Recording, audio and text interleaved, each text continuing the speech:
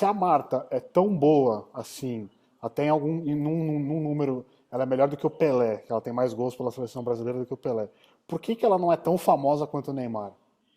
Jogou. Aí essa é uma questão delicadíssima quando a gente trata de futebol feminino no Brasil. E a razão é aparentemente simples. Se o futebol masculino não está bem resolvido no Brasil, se os clubes de futebol no Brasil estão todos falidos, se o Campeonato Brasileiro de Futebol, que é a competição mais importante do país, tem uma média de público de 17 mil pessoas por jogo, quando na Alemanha você tem 42 mil, quando até nos Estados Unidos você tem uma média maior do que essa, que dirá o futebol feminino? Então, o futebol feminino brasileiro vive de espasmos dos grandes torneios, como a Olimpíada, como o Campeonato Mundial. E não existe praticamente em termos de clubes, embora haja aí um campeonato nacional. Significa dizer, não tem patrocínio. Ao não ter patrocínio, não tem salário. Ao não ter salário e não ter patrocínio, não tem mídia. Então, a Marta, por melhor que seja e houve um momento que eu posso assegurar para você, no momento em que jogavam ainda os Ronaldos, que jogavam o Rivaldo, a Marta era o jogador barra jogadora de futebol deste país com maior e melhor controle de todos os fundamentos do jogo. Tá? Não esquecendo que ela é tão fenomenal que foi eleita 5 vezes a número 1 do mundo, coisa que nenhum jogador nosso jamais foi. Isso tudo acaba não sendo o suficiente para que ela tenha o reconhecimento que o talento dela merece. Porque ainda o futebol feminino é uma coisa secundária. Né? Mas não é apenas em relação ao futebol feminino. Se você pegar o basquete, você verá que, de alguma maneira, se dá ou se deu no Brasil o mesmo fenômeno. A Paula e a Hortência jamais foram menores que o Oscar e o Marcel, mas sempre foram tratadas como se fossem menores. Então, é a coisa que tem a ver com machismo, mas que tem a ver muito também, como decorrência desse machismo, com a questão do dinheiro que rola num esporte ou no outro.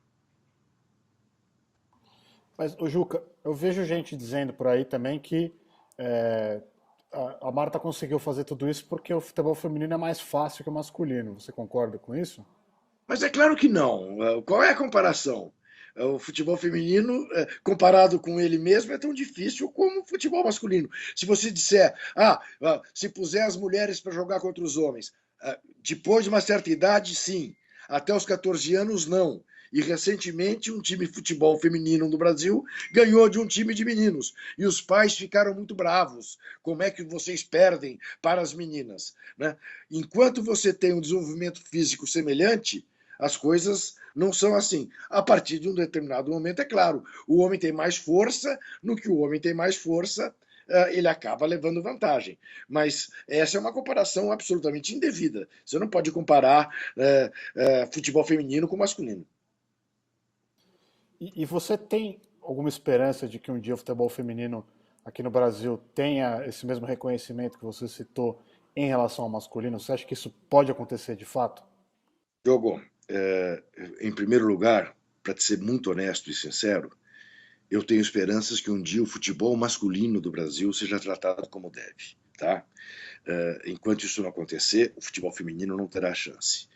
Mas te conto um episódio que eu adoro contar, que dá a medida das dificuldades, embora seja um episódio razoavelmente antigo.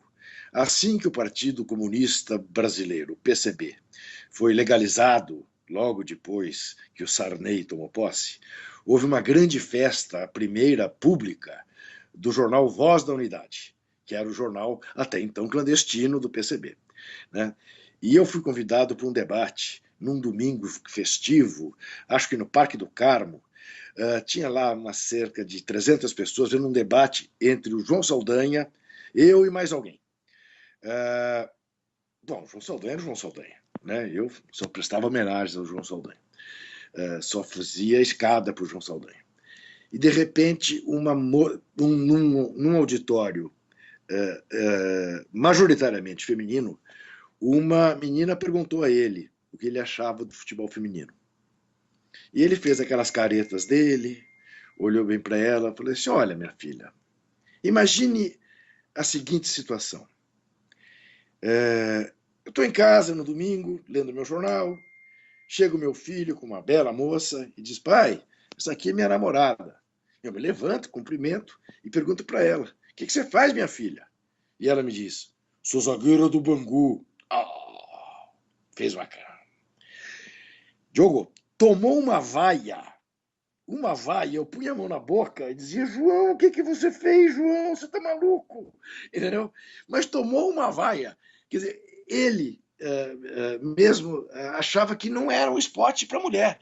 Como durante muitos anos, até do ponto de vista legal, isso vigorou no Brasil. O futebol feminino era proibido, porque não era um esporte para mulheres. Então, você imagina o quanto tem que caminhar ainda.